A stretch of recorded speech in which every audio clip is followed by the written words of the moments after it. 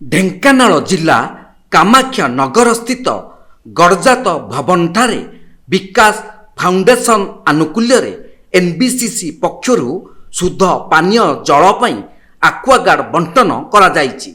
ବିକାଶ ଫାଉଣ୍ଡେସନର ଅଧ୍ୟକ୍ଷା ମୃଦୁଳା ଠାକୁର ପ୍ରଧାନଙ୍କ ତତ୍ତ୍ୱାବଧାନରେ ଏନବିସିସିର ଜେନେରାଲ ମ୍ୟାନେଜର ଦେବାଶିଷ ଶତପଥୀଙ୍କ ନେତୃତ୍ୱରେ ଆୟୋଜିତ କାର୍ଯ୍ୟକ୍ରମରେ ମୁଖ୍ୟ ଅତିଥି ଭାବେ କାମାକ୍ଷା ନଗର ବିଧାୟକ ଶତ୍ରୁଘ୍ନ ଜେନା ଯୋଗଦାନ କରିଥିଲେ।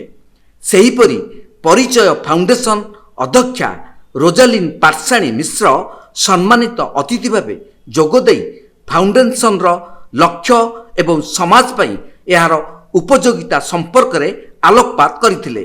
ଏହି କାର୍ଯ୍ୟକ୍ରମରେ ଢେଙ୍କାନାଳ ଜିଲ୍ଲାର ଥିବା ପରଜଙ୍ଗ, କାମାକ୍ଷାନଗର, ହିନ୍ଦୋଳ ଓ ସଦର ନିର୍ବାଚନ ମଣ୍ଡଳୀରୁ 113 ଜଣଙ୍କୁ ଆକ୍ୱାଗାର୍ଡ ପ୍ରଦାନ କରାଯାଇଛି।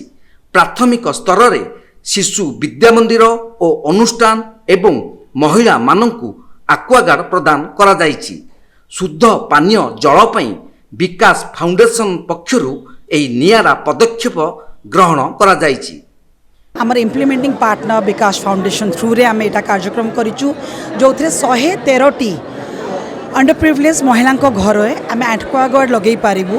प्रपोजाल रे आम सेटा हेल्थ एंड सैनिटेशन रिलेटेड ही आरंभ करूँ जो कि आम सीएसआर कमिटीर प्रत्येक सदस्य एनबीसीसी देवाशीष शतपथी सर जी आम बहुत ही बेसी सपोर्ट करके प्रोजेक्ट को देइचंती।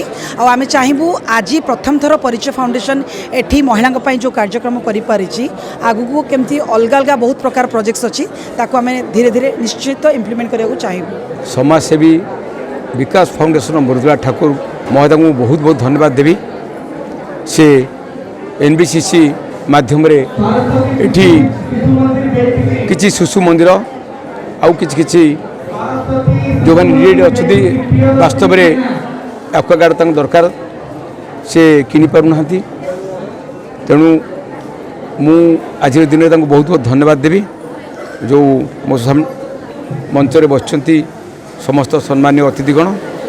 विकास फाउंडेशन तरफ आम मान को जिते रिक्वेस्ट आसला जे आपण मैंने आपण ढेंकानाल डिस्ट्रिक्ट रे लोक मानकर पानी समस्या अच्छी से आपण एक्वागार्ड लोक मानक दिंतु जो थे कि शुद्ध पानी पाइपर।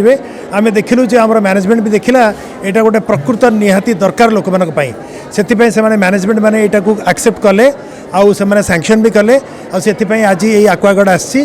कामाख्या नगर प्रकाश कुमार पात्र रिपोर्ट तीर्थक्षेत्र लाइव।